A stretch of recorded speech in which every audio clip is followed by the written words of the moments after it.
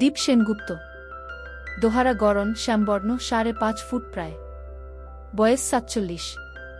এমনি গম্ভীর প্রকৃতির, কিন্তু পাড়ার ক্লাব ফুটবল টুর্নামেন্ট জিতলে সবাইকে মিষ্টি খাওয়ায়। ছুটির দিন আগে টেবিল টেনিস খেলত, এখন ক্লাবে তাস, কখনো তাসের বাজি খেলে। ডোনেশন ক্যাম্প ভালো চাঁদা দেয়। রাতে বন্ধুদের আড্ডায় রাজনীতি আর দেশের পরিস্থিতি নিয়ে লেকচার মারে। মাঝে মাঝে লাল পানি খায়।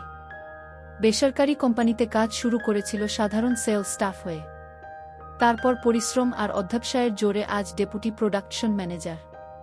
পিয়ালি সেনগুপ্ত, বয়স 42, পড়াশোনা বেশি দূর নয়, গোলগাল চেহারা, ফর্সা, 5 ফুটের মতো হাইট, বয়সের মেদ জমেছে পেটে।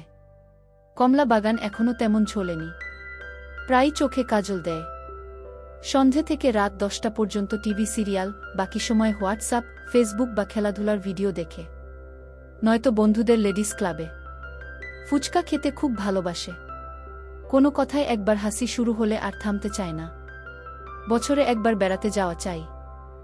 সন্দীপ সেনগুপ্ত, দীপ পিয়ালির ছেলে, 22 বছর, ভালো ক্রিকেট খেলে, আন্ডার-19 খেলেছে জেলার হয়ে, ফেলুদার গল্পের ভক্ত, এখন দিল্লিতে MBBS পড়ছে। তুলিকা সেনগুপ্ত, ওদের মেয়ে, 20 বছর বয়স, কথা কম বলে। পাড়ার বিজয়া সম্মিলনী অনুষ্ঠানের ফাংশনে রবীন্দ্রসঙ্গীত গায়, লাইব্রেরির বাৎসরিক ডিবেটে অংশ নেয়। তবে কলেজ যাওয়া ছাড়া বাড়ির বাইরে প্রায় দেখাই যায় না। অসম্ভব মেধাবী, পড়াশোনায় ধ্যানজ্ঞান তার।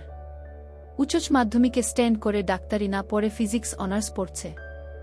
ইচ্ছে এরপর স্কলারশিপ নিয়ে ইউএসএ যাবে, পোস্ট করবে। তাই বাবা মাকে বলেই রেখেছে 10 বছরের আগে বিয়ের কথা যেন না ভাবে তারা। দাম্পত্য জীবনে দীপ আর পিয়ালি সুখী, ওদের খেলাধুলার জীবনও সুখের। তবে শুরুটা তেমন ভালো ছিল না। পিয়ালি নদিয়ার বাংলাদেশ সীমান্তের এক গ্রামের মেয়ে। 20 বছরে বিয়ে হলেও অন্য মেয়েদের মতো অত অ্যাডভান্স ছিল না সে, একটু গেজও ছিল। ফুলসজ্জার রাতে তো একেবারে লজ্জাবতী লতা হয়ে বসেছিল, একটাও কথা বলেনি দীপের সাথে। আর দীপও জোর ফলাতে চায়নি। দীপের তখন মাত্র 25।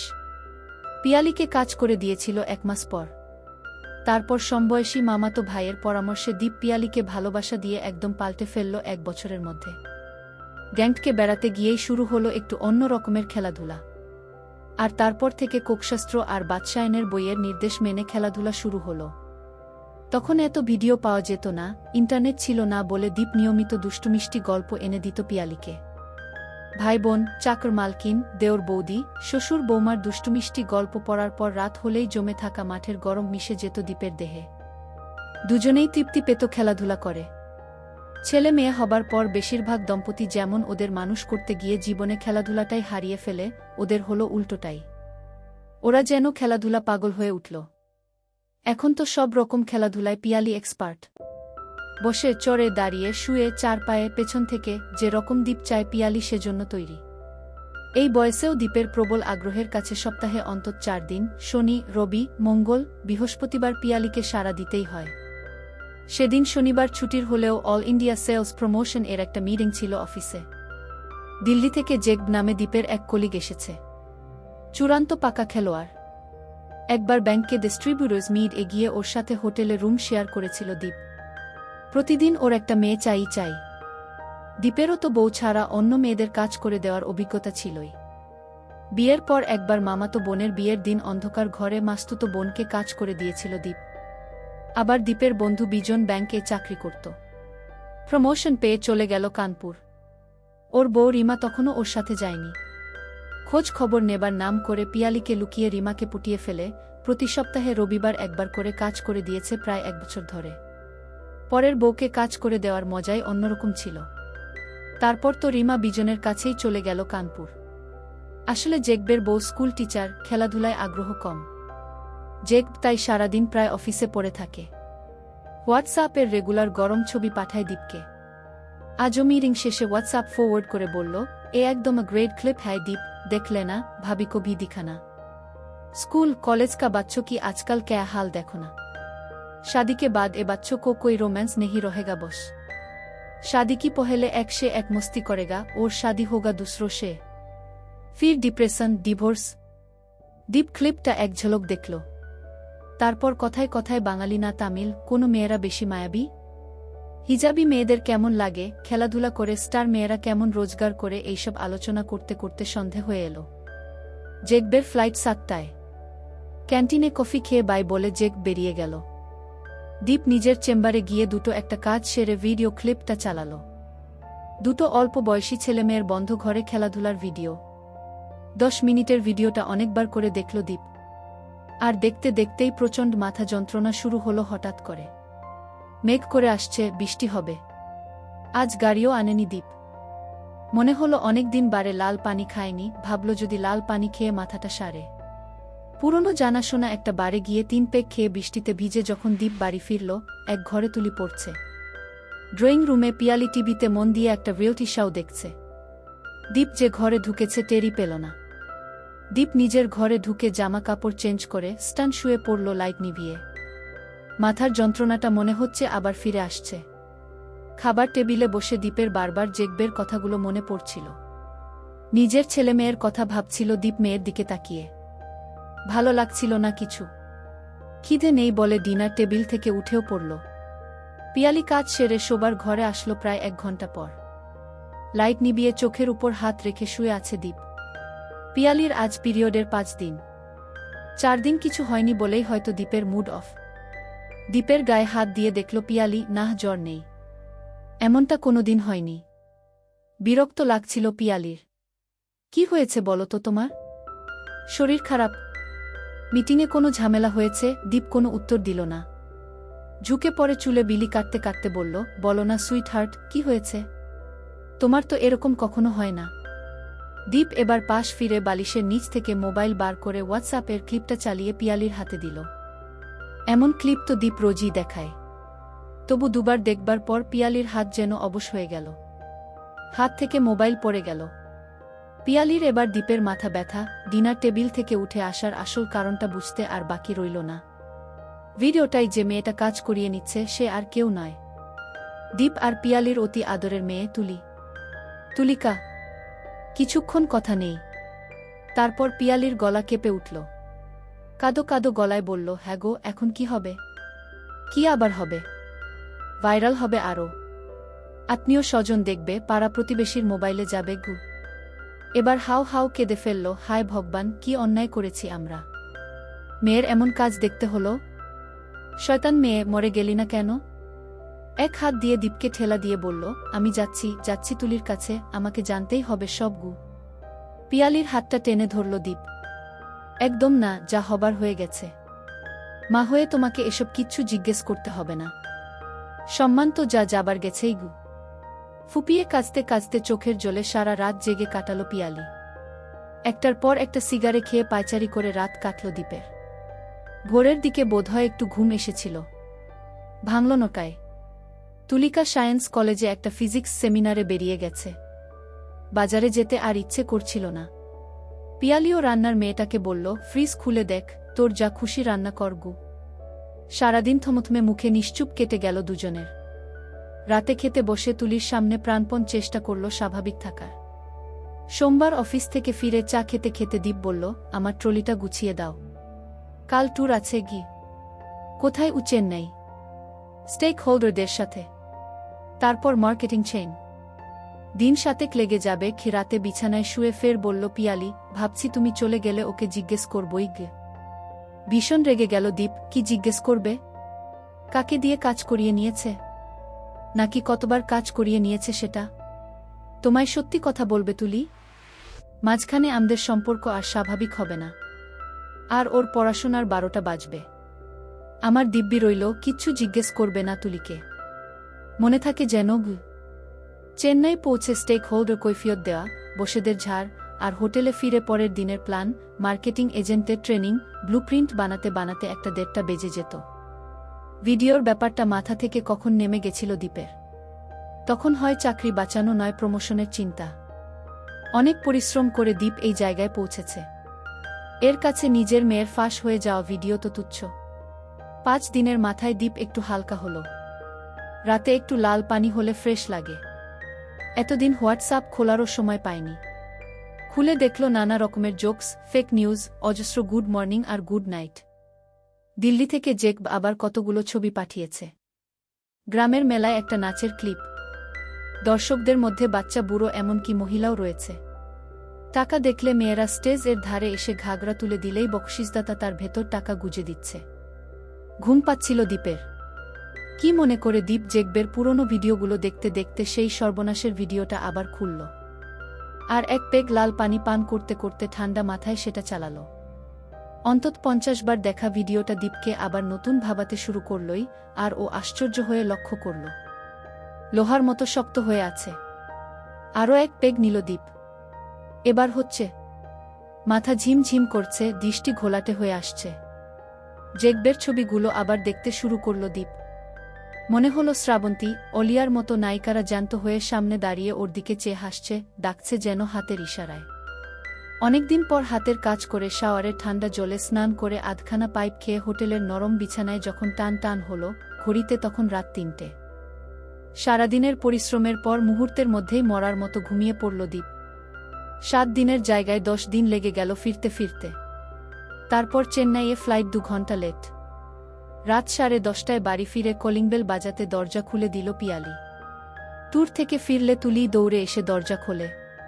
তুলির পছন্দের চেন্নাইয়ের ঘি ব্যানানা চিপস এর প্যাকেটটা পিয়ালির হাতে দিয়ে বলল, দীপ, তুলি কোথায়? ওর ঘরে।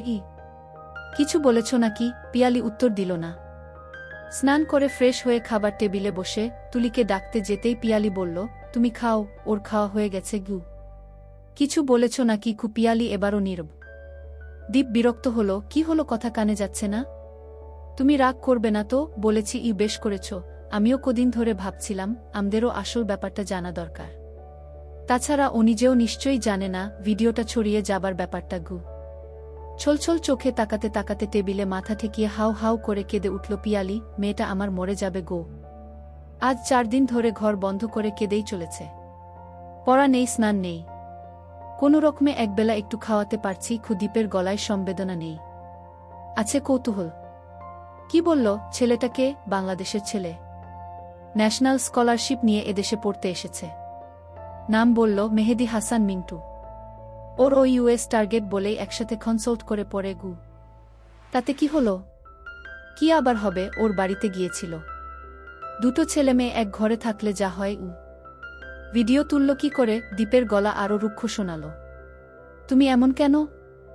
মেয়েটার জন্য একটু দয়ামায়া নেই? শুধু জেরা করে চলেছ। যা জিজ্ঞেস করছি বলো। দীপের স্বর আরও কঠোর। ও বলছে ওরা জানে না। বাড়িওয়ালার ছেলে হয়তো লুকিয়ে তুলেছে। তুলির বন্ধু তো পেইং গেস্ট থাকে। ওর ঘরের ভেতর দিয়েও সেই ছেলেটা যাতায়াত করে। হয়তো মোবাইল লুকিয়ে রেখে গেছে। ভিডিওটা তুলিকে দেখিয়েছিলে? হুচ বলল পিয়ালি। দীপ একটা দীর্ঘশ্বাস ছাড়ল। এখন কেঁদে তো লাভ নেই, ভবিষ্যতের কথা ভাবতে হবে। ভেঙে পড়লে তো চলবে না। পরদিন অফিস ছুটি, শনিবার। ঘুম থেকে উঠেই তুলির দরজায় টোকা মারল দীপ। তুলি মা, দরজা খোল, কথা আছে। দীপ জানত সহজে দরজা খুলবে না। অনেক ধৈর্যের পর কঠোর হতেই হল। এবার দরজা ভেঙে ফেলার ভয় দেখাতে দরজা খুলল তুলি। যেন ভূতে পাওয়া চেহারা। বাবাকে কাছে টেনে ধরে হাউ হাউ করে ফের কেঁদে ফেলল। মেয়েকে ওভাবেই কাছে টেনে ধরে সোফায় বসালো দীপ। কিচ্ছু হবে না, এত ভয় পাচ্ছিস কেন? তোদের বয়সের 2টো ছেলে মেয়ে একা ঘরে থাকলে তো এসব হতেই পারে। আমাদের সময় 51বর্তী পরিবারে 15টা ভাই বোন থাকত। ওরাও গোয়াল ঘরে ধানের ফাঁকা গোলায় গিয়ে এসব। আমাদের আগের যুগে বাল্যবিধবাদের নিয়ে বাড়ির বয়স্ক পুরুষরা ফুর্তি করত। আজকের মতো টেকনোলজি থাকলে সেই কীর্তির হাজারে হাজারে ভিডিও ছড়িয়ে যেত। তুলি একটু মাথা তুলে তাকালো। পিয়ালি জলখাবারের লুচি তরকারি সোফার সামনের ছোট টেবিলে রাখতে রাখতে বলল, কিন্তু আমাদের আত্মীয় স্বজনদের কাছে ওটা পৌঁছে গেলে? পিয়ালির দিকে কটমট করে তাকালো দীপ। তুলির মাথায় হাত বোলাতে বোলাতে বলল, কিচ্ছু হবে না। ওটা যে তুলি, তার প্রমাণ কি? আমাদের অফিসে একটা মেয়ে আছে, হুবহু শতাব্দীর মতো দেখতে, বয়সও ওই রকম। একরকম দেখতে তো 2-3জন থাকতেই পারে। কেউ জিজ্ঞেস করলে স্রেফ ডিনাই করবে। একটা লুচি ছিঁড়ে পিয়ালি তখন তুলিকে জোর করে খাওয়াচ্ছে। দীপ একটা লুচি মুখে নিয়ে বলল, নিজেকে একদমই পাল্টে ফেলমা। জিন্স টি শার্ট ছেড়ে শাড়ি পর। চুলটা ছোট করে ফেল। লিপস্টিক লাগাস না। আমি একটা পাওয়ারলেস চশমা এনে দেব। দেখবি লুকটাই পাল্টে যাবে। ছেলেমানুষি ভাবটা ছেড়ে একটু গম্ভীর হয়ে চলবি। দেখবি আশেপাশের লোক যারা তোকে রোজ দেখে চিনতেই পারবে না। আর পড়াশোনার ব্যাপারে কনসাল্ট করতে হলে বন্ধুকে আমাদের বাড়িতে আসতে বলবে। প্রকারান্তরে দীপ বুঝিয়ে দিল, কাজ করিয়ে নিতে হয় নিজের বাড়িতে এনে কাজ করিয়ে নিবি। মনে হলো তুলি খানিকটা আশ্বস্ত হল। যাও এবার সব ভুলে পড়তে বসো। তোমাকে ফিট করতে যেতে হবে মনে রেখো। দীপ উঠে পড়ল। দিন 20 কেটে গেছে এর মধ্যে। তুলি অনেকটা স্বাভাবিক। লুকস খানিকটা পল্টেছে। চোখে চশমা। শাড়ি পরছে মাঝে মাঝে। কলেজ কম যাচ্ছে। বাড়িতেই পড়াশোনা করছে। সেদিন রাতে বলল দীপ, জিনিসটা কিন্তু দারুণ। খেতে দারুণ হবে। কে? কার কথা বলছো? কে আবার? তোমার মেয়ে তুলি। খুপিয়ালি রেগে দীপের মাথাটা কোল থেকে নামিয়ে দিল। ছি ছি, নিজের মেয়েকে জিনিস বলছো? জিনিসকে জিনিস বলবো না, কি বলবো? সব মেয়েরাই জিনিস। তাহলে তোমার মাও জিনিস ছিল এককালে, এখন বাতিল। বন্ধুরা, সত্যি বলছি এই জায়গাটায় এসে আমার অনেক হাসি পাইছে। যাই হোক, আগে যাওয়া যাক। পিয়ালির কোল থেকে উঠে আলমারির উপর থেকে একটা ট্যাব নিয়ে এলো দীপ। তুলির ভিডিওটা নিজের মোবাইল থেকে মুছে দিয়ে এটাই ট্রান্সফার করে নিয়েছে। ভিডিওটা চালিয়ে দিল। 8x10 স্ক্রিনে আরও স্পষ্ট ছবি। দীপের বিকৃতি দেখে পিয়ালির গা ঘিন ঘিন করছিল, তাই মুখ ঘুরিয়েছিল। দীপ ওর মাথাটা ধরে নিজের দিকে ফেরালো জোর করে। মাঝে মাঝেই পজ করে দেখতে লাগল। অন্ধকারে পিয়ালি অন্যদিকে তাকিয়েছিল, দেখছিল না এসব। উফ, বন্ধ করো তো, ঘুমো এখন। পিয়ালির গলায় রাগ। পিউ বেবি। সেদিনকার মতো ঘুমিয়ে পড়ল দীপ। দুদিন পর দীপের ভেতরের শয়তানটা আরও হিংস্র হয়ে উঠল। সেদিন রাতে বলেই ফেলল পিয়ালিকে, একটু ম্যানেজ করে দাও না, টেস্ট করি একটু। কিসের ম্যানেজ? আরে তুলিকে একটু কাজ করে দেখি। রাগে বিছানা থেকে নেমে যাচ্ছিল পিয়ালি। দীপ ওকে টেনে ধরল। আরে মেয়ে তো। তাই বলে তুমি বাবা হয়ে তুমি মেয়েকে, তাতে কি? তোমারও আছে, তুলিরও আছে। দুনিয়ার লোক দেখতে পারে আর আমি বাবা হয়ে মেয়েকে কাজ করে দিতে পারি না? কদিন ধরে একই কথা বলে চলেছে দীপ, ম্যানেজ করো, ম্যানেজ করো, ম্যানেজ করো। রাতের খেলাও বন্ধ।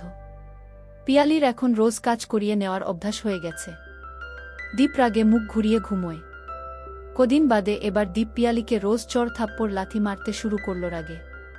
পিয়ালির আর উপায় ছিল না, বলতেই হলো তুলিকে। তোর বাবা তোকে চাইছে। তুলি প্রথমে বুঝল না, তাকিয়ে রইল। তোর ভিডিও দেখে তোর বাবা পাগল হয়ে গেছে। তোকে বোঝানোর জন্য আমাকে রোজ মারধর করছে রে। প্লিজ একবার রাজি হয়ে যা। নিজের ভিডিও লিক হয়ে যাবার পর তুলি মানসিকভাবে অনেক দুর্বল হয়ে গেছে। কোনো জবাব দিতে পারল না। পরদিন আবার তুলিকে ধরল পিয়ালি। কি রে, কিছু বল, রাজি হয়ে যা সোনামা আমার। তোর বাবার হুকুম, তোকে রাজি করাতেই হবে। 5 দিনের মাথায় ইশারায় জানালো তুলি রাজি। অফিস থেকে সাধারণত ফোন করে না দীপ। 3 দিন ধরে রোজ ফোন করছিল। আজ ফোন করতেই সুখবরটা পেয়ে গেল।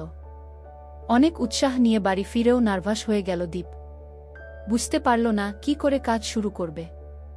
যতই হোক, নিজের মেয়ে তো। নিজের উপর বিরক্ত হয়ে ক্লাবেই চলে গেল তাস খেলতে। রাতে পিয়ালি বলল, কি হলো তোমার? হাতে মারধর খেয়ে সব ব্যবস্থা করে দিলাম, আর কিছুই করতে পারলে না?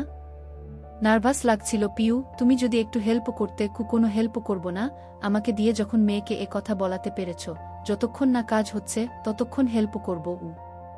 পরের দিন দীপ সাহস সঞ্চয় করল। আজ কিছু একটা করতেই হবে। অফিস থেকে ফিরে দেখল তুলি টুলে বসে টেবিলে ল্যাপটপে কাজ করছে। চা খেয়ে পাইপ ধরিয়ে তুলির পিছনে গিয়ে দাঁড়ালো দীপ। তুলি তাকালো না পিছনে। রাতে ডিনারে বসে দুবার তুলির বাগানে কুনুই মারল। তুলি এবারও স্বাভাবিক রইল, নিজেকে সরিয়ে নিল না। দীপেরও বুঝতে বাকি রইল না, তুলিও রাজি। পরদিন অফিসে বসেই প্ল্যান করেছিল দীপ কি করবে। বাড়ি ফিরে চা খেতে খেতে তুলি আর পিয়ালির সাথে স্বাভাবিক কথাবার্তাই হল। তুলি যেন জানেই না কাল কি হয়েছিল। তুলিও কালকের মতো টুলে গিয়ে বসতেই দীপ পাইপ ধরিয়ে পিছনে গিয়ে দাঁড়াল। তারপর ঝট করে তুলির